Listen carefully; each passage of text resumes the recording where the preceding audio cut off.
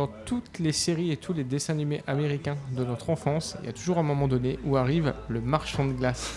Pat Le Guen, est-ce que tu as une musique de marchand de glace ? Il n'a pas de musique de marchand de glace. Mais c'est pas grave parce que le marchand de glace, en fait, il est juste à côté de nous, dans tous les sens du terme. Il est avec nous sur le plateau et son petit stand est à côté de nos plateaux radio. Radio Campus Tour Orléans, Pulsar, Radio Résonance, Radioactive Studio Zef. C'est des glaces de rhum. Rhum comme Romain ? Oui, bonjour, merci de m'avoir invité. Les glaces de rhum, oui, c'est un petit jeu de mots entre Rome, l'Italie pour les glaces à l'italienne, et puis Romain, mon prénom. Ça tombait bien. Ouais, on a cherché longtemps. Hein. Et voilà, donc c'est suite à un petit voyage en Italie en fait que l'idée est venue de m'installer pour faire des glaces artisanales, vraiment, tout maison. Voilà, c'est la différence entre les vraies glaces italiennes, on va dire qu'on se rapproche vraiment du produit italien. Parce que c'est quoi quand on a discuté, vu que tu es à côté de notre stand, on a l'occasion de se croiser. Et à chaque fois, tu as précisé glace à l'italienne. Alors, oui. C'est quoi la spécificité des glaces à l'italienne ? Il y a plusieurs familles de glaces. Ouais, alors tu vas voir les glaces boules artisanales classiques. Et en fait, ce qu'on appelle glace italienne, on ne devrait pas l'appeler comme ça. Théoriquement, on devrait l'appeler glace soft ou glace molle en français.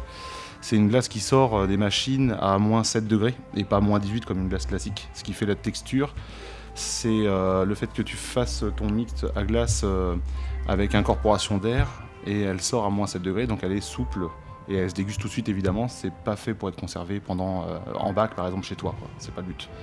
Voilà, c'est la différence entre une glace soft et une glace on va dire en boule où là par contre tu vas avoir une incorporation d'œuf en plus par exemple. Et puis c'est fait dans un laboratoire, etc. Moi, ça me permet de pouvoir faire tout sur place. Et donc, les parfums, j'imagine que tu proposes, comme tu dis que c'est fait maison, ça veut dire que oui. C'est pas avec des choses complètement farfelues, artificielles. Donc tu dois chercher des goûts, tu es obligé de travailler avec des produits spécifiques. Comment ça se passe, le choix ? Du coup, j'ai deux. Ça va dépendre du positionnement. Par exemple, ici, je suis sur un festival, il faut que je vise quand même tout public. Donc, je vais avoir des parfums classiques vanille, fraise, chocolat, framboise, quand tout veut bien marcher. Mais voilà, pour que ça puisse attirer tout le public, en sachant que tu fais 60% de tes ventes, c'est de la vanille, hein, clairement. Après, dans un deuxième temps, moi, je crée des glaces aussi personnelles. Je peux faire des glaces salées, par exemple. Donc, ça surprend toujours un petit peu. Je suis du Mans, je suis en cohésion avec un traiteur un peu haut de gamme et du coup par exemple je fais des glaces au foie gras pour lui, des glaces aux chèvres, glaces citron, sauge, des choses comme ça en fait qui permet de sortir un peu du lot sur des cocktails. Et pour faire le métier de glacier, il y a des écoles, ça s'apprend, j'imagine. On t'a parlé de l'Italie, donc est-ce que l'Italie, par exemple, est un des berceaux de cette culture gastronomique-là ? Oui, concrètement, l'Italie est très très connue, mais vraiment archi connue pour les glaces. Là-bas, vous en trouvez à tous les coins de rue, et voilà, c'est vraiment un très très beau niveau de glace, quoi. Tu prends une claque quand tu vas là-bas en termes de glace. Après, pour être artisan glacier, on va dire spécifiquement pour faire notamment des boules, comme je disais tout à l'heure, il faut des diplômes, ça c'est sûr.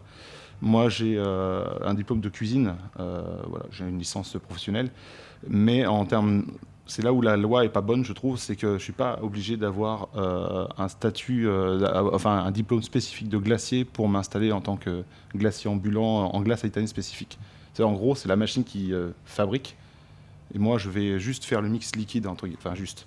C'est l'essentiel, mais c'est la machine qui va faire, quoi. Ouais, la différence, c'est que toi, la machine, ce que tu mets dedans, tu sais ce que tu as mis dedans, oui. tu l'as préparé avec la personne qui va, oui, comme tu disais, peut-être faisait avant des gaufres ou des frites et qui peut faire de la glace italienne parce qu'elle a la bonne machine qui va bien. Ouais, ça joue. Le matériel est vachement important. Par exemple, tu vois, moi je suis sur des machines françaises, mais avec matériel à l'intérieur italien. C'est des tops au niveau national, international.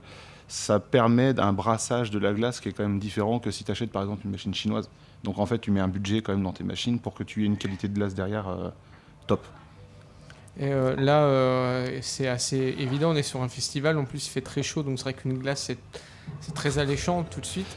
Comment on gère l'ensemble d'une année parce qu'on imagine qu'il y a des saisons, l'automne-hiver, où la consommation, on a moins envie de manger des glaces. Ouais. Que fait un glacier durant cette saison-là ? Alors, c'est une très bonne question. Moi, je me suis installé le 1er mars cette année. Donc, c'est un pari pour moi dans le sens où le but, c'est de travailler en effectif comme ici sur des foires, des festivals ou des fêtes médiévales. Je fais beaucoup sur 6 mois de l'année.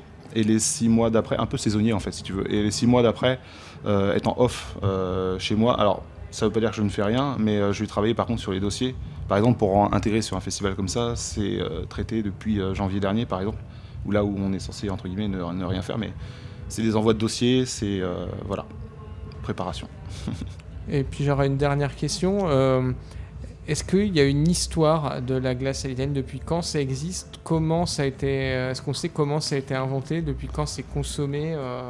Tu veux me piéger pour la dernière question en fait. Non, juste parce que je vois que tu as une passion vraiment pour la glace à l'italienne et c'est hyper intéressant si tu connais l'histoire d'où vient ce produit. Alors la glace italienne en pur, comme tu vois les machines par exemple, ça c'est un dérivé qui a été fait pour reproduire les vraies glaces artisanales italiennes. Là-bas c'est en tapant, c'est-à-dire qu'ils ont des cuves et ils incorporent l'air en tapant à la main.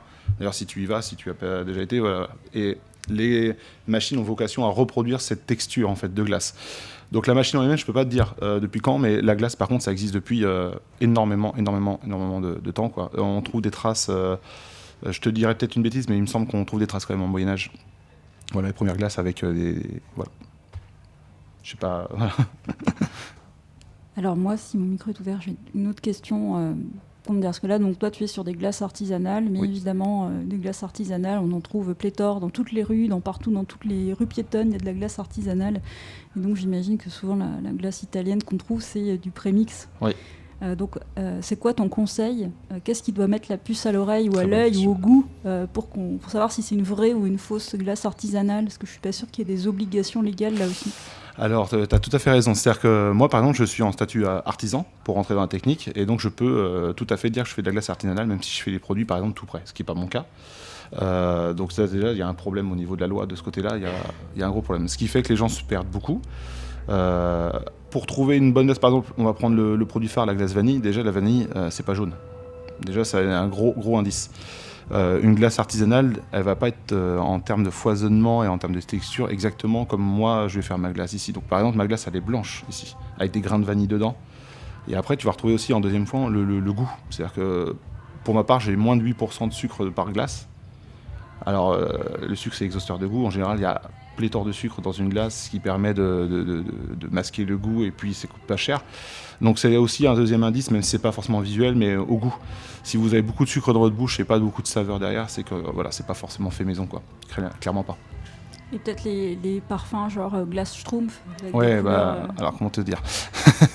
Il y a beaucoup de colorants évidemment, c'est bourré de produits avec des etc. Évidemment, c'est à prohiber si vous voulez une bonne santé pour vos enfants, parce que c'est visé pour les enfants, on est bien d'accord. Moi, je milite contre ça, je pense que vous l'avez vu. Je ne sais pas si vous allez voir, si vous venez goûter une glace, vous verrez que le but aussi de ma cabane, en remorque en bois, était aussi vocation à dire, voilà, ici on fait du produit maison artisanal, on n'est pas, comment dire, rose bonbon, rose fuchsia, tu vois, qui attire l'œil et c'est pas forcément... Alors c'est très bien au niveau marketing, mais non, en fait, faut pas. Voilà. Et à propos de marketing, comme tu as expliqué tout à l'heure, tu t'es installé cette année. Est-ce que tu voudrais revenir un peu sur ton parcours d'entrepreneur? Parce que j'imagine que c'est quand même beaucoup d'argent à investir. T'expliquais que les machines, ça a un certain coût. Donc, est-ce que tu as été accompagné là-dedans? Parce que je pense là sur le festival, par exemple, il y a Pépite, donc c'est les étudiants entrepreneurs. Mais à l'échelle de la région, il y a aussi des structures qui accompagnent ce genre de projet. Est-ce que toi, ça a été ton cas? Alors pour ma petite histoire, en fait, si je remonte 3 ans en arrière, je devais reprendre un traiteur événementiel haut de gamme, si tu veux. Et le Covid est arrivé, ça s'est bloqué et du coup j'ai dû repartir en salariat et puis refonder mon projet et voyage en Italie, comme je te disais, ce qui m'a permis de me lancer dans les glaces italiennes après. En fait, ça me plaisait vraiment. Après, pour revenir à ce que tu me disais, j'ai zappé un peu, excuse-moi, ce que tu me disais concrètement. Comment a été accompagné ton projet? Parce que c'est un budget, un investissement. Du coup, comment tu convaincs la banque? J'ai eu la chance de ne pas avoir besoin de convaincre la banque parce que, en gros, j'ai mis toutes mes économies au lieu de m'acheter une très belle voiture, par exemple. Voilà, je me suis acheté une très belle entreprise. J'ai la chance aujourd'hui d'être indépendant en termes de finances, c'est-à-dire que je suis auto-entrepreneur en statut. Alors, c'est un très bon statut, ça peut être dangereux aussi si tu n'es pas carré, si tu ne fais pas ta compta carré. Donc moi, j'ai plutôt un cursus aussi technique au-delà de la cuisine. Donc voilà, j'ai des bonnes bases pour pouvoir me gérer tout seul. Le but, c'est que dans 2 ans, normalement, je passe en entreprise-société. Ça va dépendre du chiffre d'affaires, évidemment, etc. Bon, sans rentrer dans tout ce qui est charge, etc. Mais c'est un bon statut pour démarrer. Et en termes d'aide, du coup, je ne suis pas forcément rentré dans le créneau des aides parce que j'ai plus de 25 ans, par exemple. Mais quand j'ai commencé à vouloir m'installer à mon compte en tant que traiteur événementiel, là, par contre, j'ai été suivi par le département où j'habite, en Sarthe, justement en accompagnement de 2 ans. Donc avec les formations, de l'accompagnement au management, de l'accompagnement à la direction d'entreprise. Donc j'ai bénéficié aussi de ça. Là, je crois que c'est important de rappeler que même si on a un projet autour du bien manger, il y a aussi tout le pendant administratif qui n'est pas évident. Et peut-être qu'il faut en être conscient quand on veut se lancer. C'est même pour moi la première cause d'échec de personnes qui vont même aller, je vais aller plus loin, le statut d'auto-entrepreneur, comme je te disais, c'est un piège pour moi, dans le sens où les gens ils pensent que c'est facile, tu t'installes, on n'a pas grand-chose à faire et basta. Sauf qu'en fait, c'est pas de là où réside ton entreprise. Effectivement, il faut être armé.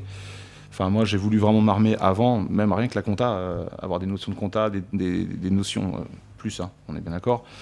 Mais voilà, par exemple, les impôts, moi, m'aide actuellement, en tant qu'auto-entrepreneur, il y a des pôles pour aider les jeunes auto-entrepreneurs. Ils se sont rendus compte du coup que des fois, les gens ne faisaient pas attention. Ils se faisaient rattraper et puis voilà. Et l'URSSAF aussi aide beaucoup pour l'accompagnement. Donc là-dessus, voilà, il suffit de demander, de trouver les bonnes personnes, mais tu as des accompagnements qui sont à dispo. Voilà. Bien, merci. Merci à vous en tout cas. Merci. Merci. Bonne journée.